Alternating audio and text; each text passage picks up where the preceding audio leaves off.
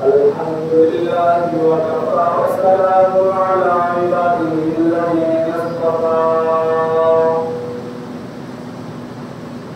أما بعد فأعوذ بالله من الشيطان الرجيم بسم الله الرحمن الرحيم قل إن كنتم تحبون الله فاتبعوني يحببكم الله ويغفر لكم ذنوبكم والله غفور رحيم. قال النبي صلى الله عليه وسلم لا يؤمن أحدكم حتى أكون أحب إليه من والده وولده والناس أجمعين. صدق الله العظيم وصدق رسوله النبي الكريم ونحن على ذلك لمن الشاهدين والشاكرين والحمد لله رب العالمين. سامعین محترم، اللہ تبارک و تعالی نے سورہ آل عمران کی 131 نمبر آیت میں انسانوں کو زندگی گزارنے کا ایک طریقہ بتلایا ہے اور اس بات کو بتلایا ہے کہ آپ کیسے زندگی گزاریں گے تو میں آپ سے محبت کرنے لگوں گا. اور ہر انسان چاہتا ہے کہ مجھے اللہ تبارک و تعالی کی محبت مل جائے. تو اللہ تبارک و تعالی نے اپنی محبت دینے کے لیے قرآن پاک کی سورت آل عمران کی 131 نمبر آیت میں ایک شرط رکھی ہے کہ جو شخص اس شرط کو پورا کرے گا میں اس سے محبت کرنے لگوں گا. قرآن پاک میں اللہ تبارک و تعالی نے کہا ہے قل ان کنتم تحبون اللہ فاتبعونی یحببکم اللہ. اے نبی جی امت سے کہہ دیجئے کہ اگر آپ چاہتے ہیں کہ اللہ تبارک و تعالی آپ سے محبت کرنے لگے تو شرط کیا رکھی ہے؟ فاتبعونی، کہ آپ کو آپ صلی اللہ علیہ وسلم کی اتباع کرنی ہوگی. یحببکم اللہ، پھر اللہ تبارک و تعالی کہہ رہے ہیں میں پھر ان سے محبت کرنے لگوں گا. وَيَغْفِرْ لَكُمْ ذُنُوبَكُمْ، پھر اللہ تبارک و تعالی کہہ رہے ہیں کہ میں ان کے سارے گناہوں کو معاف کر دوں گا. وَاللَّهُ غَفُورٌ رَحِيمٌ، بے شک اللہ تبارک و تعالی بہت زیادہ معاف کرنے والے اور بہت زیادہ رحم کرنے والے ہیں. تو اللہ تبارک و تعالی نے اپنی محبت مشروط کی ہے آپ صلی اللہ علیہ وسلم کی اتباع کے ساتھ. اور آپ صلی اللہ علیہ وسلم کی اتباع اس وقت ہمارے لیے آسان ہوگی جب ہمیں آپ صلی اللہ علیہ وسلم کی ذات اقدس سے محبت ہوگی. ہمیں بھی آپ صلی اللہ علیہ وسلم سے محبت ہوگی تو آپ صلی اللہ علیہ وسلم کی ساری باتیں ماننا ہمارے لیے آسان ہو جائیں گی. اور جب ہمیں آپ صلی اللہ علیہ وسلم سے محبت نہیں ہوگی تو آپ صلی اللہ علیہ وسلم کی اتباع کرنا مشکل ہوگا. اور انسان کو جس سے محبت ہوتی ہے اس کی ہر ادا اچھی لگتی ہے. تو جب ہمیں بھی آپ صلی اللہ علیہ وسلم سے محبت ہوگی تو ہمارا اٹھنا بیٹھنا کھانا پینا رہنا سہنا ہر عمل آپ صلی اللہ علیہ وسلم کے سنت طریقے کے مطابق ہوگا۔ اور محبت کے دو طریقے ہیں، ایک آپ صلی اللہ علیہ وسلم پر کثرت سے درود پاک بھیجا جائے، اور دوسرا طریقہ آپ صلی اللہ علیہ وسلم کی ہر سنت پر عمل کیا جائے۔ آپ صلی اللہ علیہ وسلم پر ہمیں کثرت سے درود پاک بھیجنا چاہیے۔ حضرت عبداللہ بن مسعود رضی اللہ تعالیٰ عنہ فرماتے ہیں کہ آپ صلی اللہ علیہ وسلم نے ارشاد فرمایا، قیامت والے دن میرے سب سے قریب وہ لوگ ہوں گے جو سب سے زیادہ مجھ پر درود پاک پڑھتے ہوں گے۔ تو ہمیں بھی آپ صلی اللہ علیہ وسلم کی قربت حاصل کرنے کے لیے کثرت سے درود پاک پڑھنا چاہیے۔ حضرت علی رضی اللہ تعالیٰ عنہ کے پاس ایک سائل آیا اور آ کر کہا کہ مجھے کچھ عنایت فرمائیں، میں تنگ دست ہوں۔ تو حضرت علی رضی اللہ تعالیٰ عنہ کے پاس سائل کو دینے کے لیے کچھ نہ تھا، تو 10 مرتبہ درود پاک پڑھ کر اس کے ہاتھ پر پھونک ماری اور کہا کہ اس ہاتھ کو بند کر کے لے جاؤ۔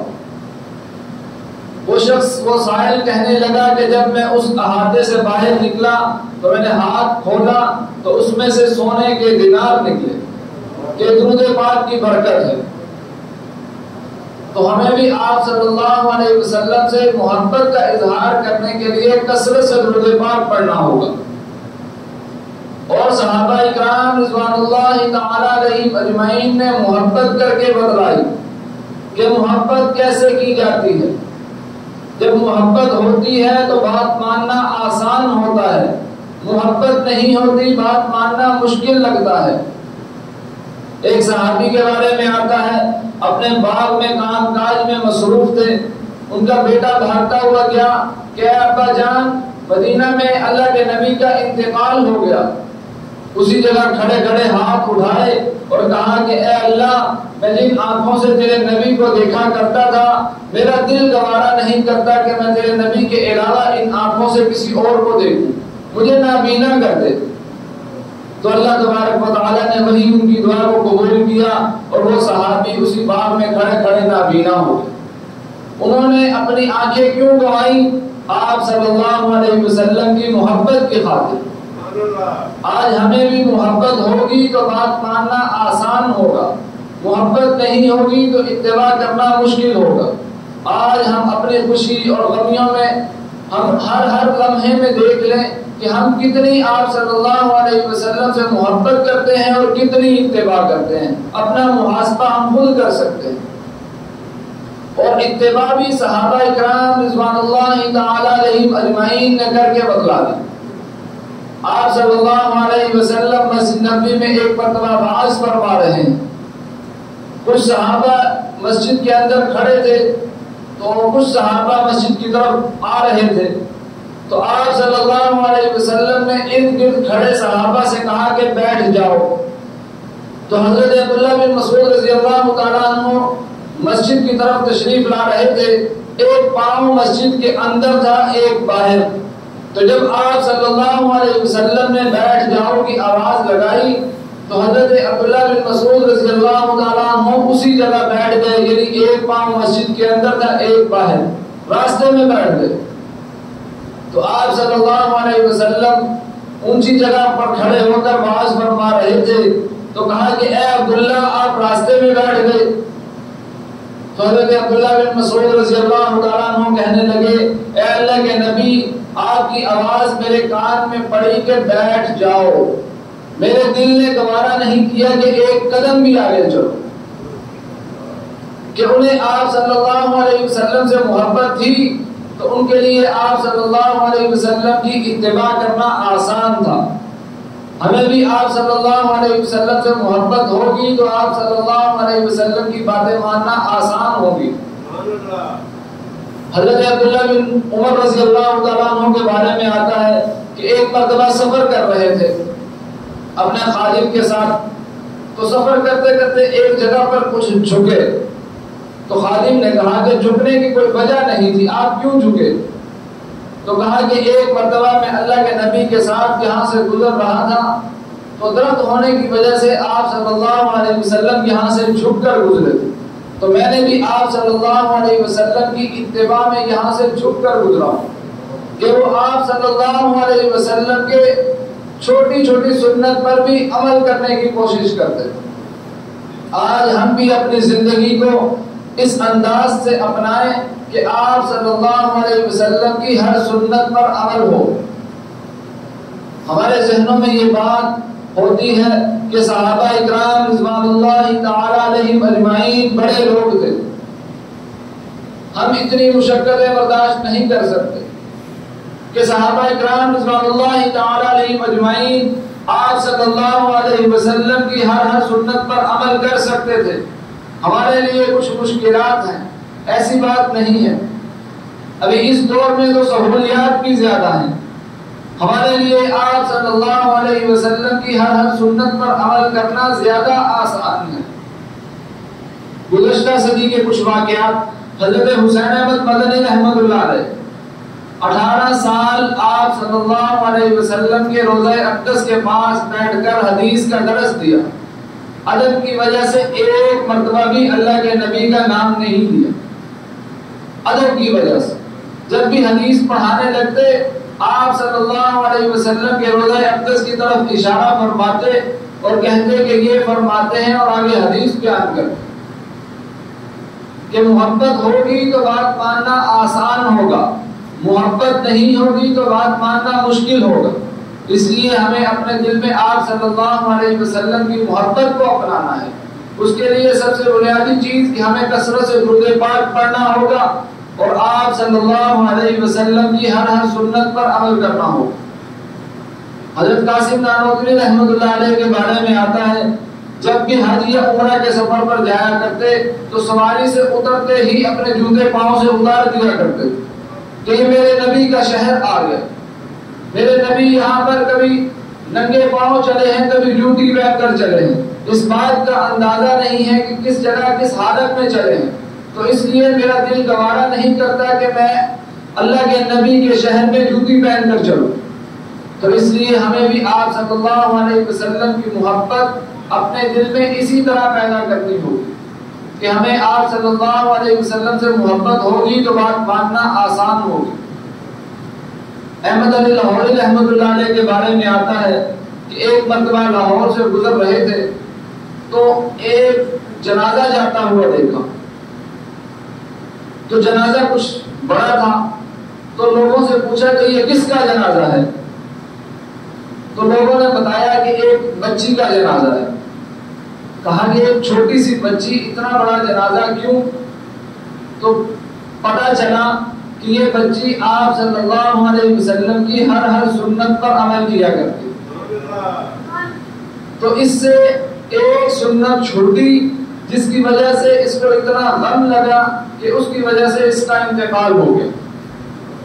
تو جب ہم بھی آپ صلی اللہ علیہ وسلم کی ہر سنت پر عمل کرنے والے بنیں گے تو اللہ تبارک و تعالی ہماری زندگیوں میں بھی خوشیاں لائیں۔ جو بندہ آپ صلی اللہ علیہ وسلم کی ہر سنت پر عمل کرنے کی کوشش کرتا ہے تو اللہ تبارک و تعالی اسے 4 انعامات سے نوازتے ہیں۔ پہلا انعام، اللہ تبارک و تعالی نیک لوگوں کے دلوں میں اس کی محبت کو ڈال دیتے ہیں کہ ہر نیک آدمی اس سے محبت کرنے لگے گا، اور برے لوگوں کے دلوں میں اس کا رعب ڈال دیا جائے گا، اور اس کی زندگی میں خوشحالی آ جائے گی، جو ہر طرح کی خوشی اس کی زندگی میں آ جائے گی۔ تو اس لیے ہمیں بھی آپ صلی اللہ علیہ وسلم کی ہر سنت پر عمل کرنا چاہیے۔ ہمیں اٹھتے بیٹھتے کھاتے پیتے آپ صلی اللہ علیہ وسلم کی ہر سنت پر عمل کرنا چاہیے۔ جب ہم بھی کریں گے تو اللہ تبارک حدیث پاک میں آتا ہے، آپ صلی اللہ علیہ وسلم کا ارشاد گرامی ہے کہ جس نے میری سنت کو پورا کیا گویا کہ اس نے مجھ سے محبت کی، اور جس نے مجھ سے محبت کی وہ جنت میں میرے ساتھ ہو۔ تو علماء نے لکھا ہے کہ جو شخص سنت کو سنت سمجھ کر چھوڑ دیتا ہے وہ واجب کے چھوڑنے کا دروازہ کھول دیتا ہے۔ اس لیے ہمیں سنت کو سنت سمجھ کر ادا کرنا چاہیے، اور جو بندہ واجب کو چھوڑنے کا دروازہ کھول دیتا ہے، واجب کو چھوڑنا شروع کر دیتا ہے، تو وہ فرائض کے چھوڑنے کا دروازہ کھول دیتا ہے، اور جو بندہ فرائض چھوڑنا شروع کر دیتا ہے تو وہ حرام کاری کرنے کا دروازہ کھول دیتا ہے، اور جو بندہ حرام کاموں میں مبتلا ہو جاتا ہے اس کے ارتداد میں جانے کا خطرہ ہے۔ تو اس لیے ہمیں آپ صلی اللہ علیہ وسلم کی ہر سنت کو سنت سمجھ کر عمل کرنا چاہیے۔ اور یہ جو ایام چل رہے ہیں ذی الحجہ کے، یہ بہت ہی بابرکت ایام ہیں۔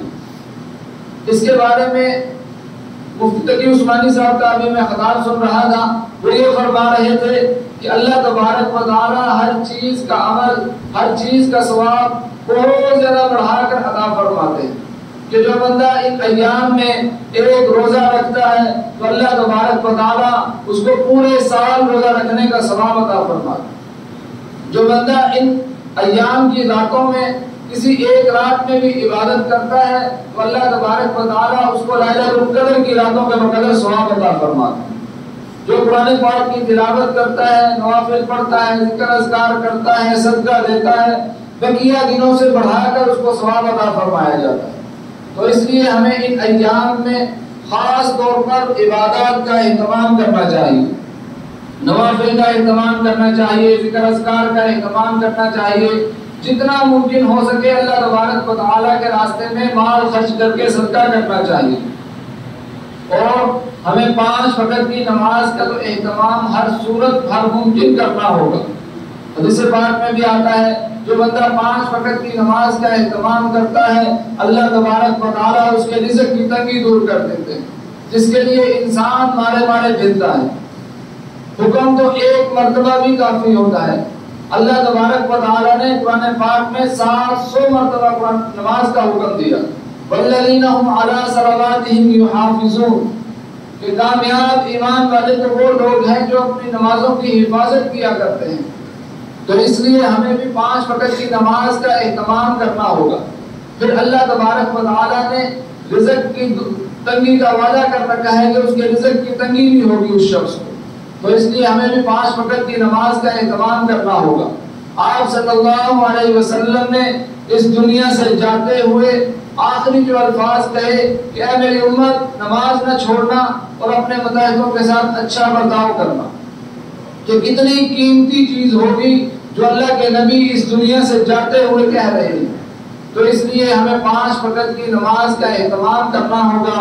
اہتمام کیا ہے کہ آذان سے پہلے مسجد میں آیا جائے، اور اگر اس وقت ممکن نہ ہو تو آذان کے فوراً بعد مسجد میں آیا جائے اور آ کر سنتیں نوافل ادا کیے جائیں، اور اگر اس وقت بھی ممکن نہ ہو سکے تو کم از کم تکبیر اولیٰ یعنی پہلی تکبیر کے ساتھ آ کر نماز پڑھی جائے۔ تو اس لیے ہمیں 5 وقت کی نماز کا اہتمام کرنا چاہیے۔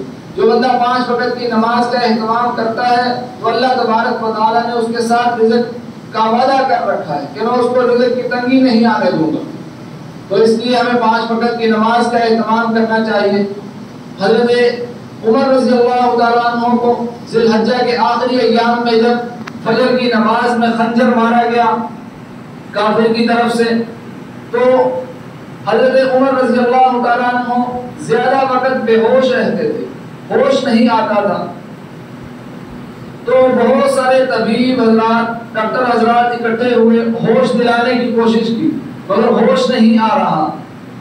تو ایک صحابی آگے بڑھے، کہا کہ میں ہوش دلاتا ہوں۔ سب لوگ پریشان ہو گئے کہ اتنے طبیب اکٹھے ہونے کے باوجود ان کو ہوش نہیں آ رہا، تو یہ آدمی کیسے ہوش دلائے گا؟ تو صرف ان کے کان کے قریب ہو کر کہا الصلاۃ، نماز۔ تو حضرت عمر رضی اللہ تعالیٰ عنہ کو ہوش آیا اور کہا کہ جو بندہ نماز نہیں پڑھتا اس کا اسلام میں کوئی حصہ نہیں، اور ہوش میں آ گئے کہ صحابہ اکرام رضوان اللہ تعالیٰ علیہم اجمعین اس اللہ تبارک و تعالیٰ کے حکم کو پورا کرنے کے لیے ہر وقت تیار رہتے تھے۔ تو ہمیں بھی اللہ تبارک و تعالیٰ کا یہ جو حکم نماز کا ہے اس کو اہتمام سے ادا کرنا چاہیے، کہ اللہ تبارک و تعالیٰ نے انسان کو یہ حکم دے رکھا ہے، اور ہمیں اللہ تبارک و تعالیٰ کے راستے میں جتنا ممکن ہو سکے وقت لگانا چاہیے۔ کہ آپ صلی اللہ علیہ وسلم نے اس دین کی خاطر کتنی تکلیفیں برداشت کی، صحابہ اکرام رضوان اللہ تعالی علیہم اجمعین نے اس دین کی خاطر کتنی تکلیفیں برداشت کی۔ حضرت بلال حبشی رضی اللہ تعالیٰ عنہ کے بارے میں آتا ہے، گرم تپتی ریت پر لٹائے جاتے اور گھسیٹے جاتے، سینے پر وزنی پتھر رکھ دیے جاتے، مگر پھر بھی اس دین کی خاطر اس اللہ تبارک و تعالیٰ کو ماننے کی خاطر انہوں نے تکلیفیں برداشت کی۔ حضرت خباب رضی اللہ تعالیٰ عنہ اور جس صحابی کو بھی لیا جائے، حضرت حنظلہ رضی اللہ تعالیٰ عنہ شادی کی پہلی رات ہے اور آپ صلی اللہ علیہ وسلم نے غزوے میں جانے کا اعلان کیا تو وہ چند ایام کے لیے نہیں جانا تھا بلکہ گردن دینے کے لیے جانا تھا، جان دینے کے لیے جانا تھا۔ تو صحابہ اکرام رضوان اللہ تعالیٰ علیہم اجمعین جانے دینے کے لیے نکلتے تھے، اور کتنے غزوات میں آپ دیکھیں گے، واقعات پڑھیں گے تو اس میں صحابہ اکرام رضوان اللہ تعالیٰ علیہم اجمعین مخصوص وقت کے لیے نہیں نکلے بلکہ جانے دینے کے لیے، دین کے لیے نکلے کہ کیسے دین پوری دنیا میں پھیل جائے۔ اور آپ صلی اللہ علیہ وسلم نے بھی اس دین کی خاطر کتنی تکلیفیں برداشت۔ ایک رات ایسی آئی کہ سب صحابہ اکرام رضوان اللہ تعالیٰ علیہم اجمعین آپ صلی اللہ علیہ وسلم کو تلاش کر رہے ہیں کہ آپ صلی اللہ علیہ وسلم مدینہ میں نہیں ہیں، اور آندھی چل رہی ہے، بارش ہو رہی ہے، سب صحابہ اکرام رضوان اللہ تعالیٰ علیہ اجمعین پریشان ہیں۔ تو ایک پہاڑی پر دیکھا کہ آپ صلی اللہ علیہ وسلم بارش اور آندھی کے موسم میں ایک پہاڑی سے اترتے ہوئے نیچے نظر آئے، تو صحابہ اکرام رضوان اللہ تعالیٰ علیہ اجمعین خوش ہو گئے کہ اللہ کے نبی تشریف لے آئے۔ تو آئے تو آپ صلی اللہ علیہ وسلم سے پوچھا کہ اے اللہ کے نبی، اتنی رات آپ کہاں چلے گئے تھے؟ تو کہا کہ اس پہاڑی کے پار ایک قافلہ آیا تھا تو انہوں نے کل آگے جانا تھا، اس لیے میرے دل میں یہ بات آئی کہ میں کیسے جا کر ان کو دین اسلام کی دعوت دے دوں۔ تو صحابہ آپ صلی اللہ علیہ وسلم نہ آندھی دیکھی، نہ طوفان دیکھا، نہ بارش دیکھی، اور دین کی دعوت دینے کے لیے اس اتنی مشکل گھڑی میں بھی آپ صلی اللہ علیہ وسلم پہاڑی کے اس پار چلے گئے۔ تو اس لیے ہمیں بھی آپ صلی اللہ علیہ وسلم جو دین لے کر آئے ہیں اس کے لیے ہمیں بھی مشکلات اگر آتی ہیں تو اٹھانی پڑے۔ اللہ کا حکیم لقمان رحمۃ اللہ علیہ نے اپنے بیٹے سے اسی بات کی نصیحت کی تھی، یا بنی اقم الصلاۃ، اے میرے بیٹے نماز قائم کرنا، وأمر بالمعروف، اور اچھی بات کا حکم کرنا، وانہا عن المنکر، بری باتوں سے منع کرنا۔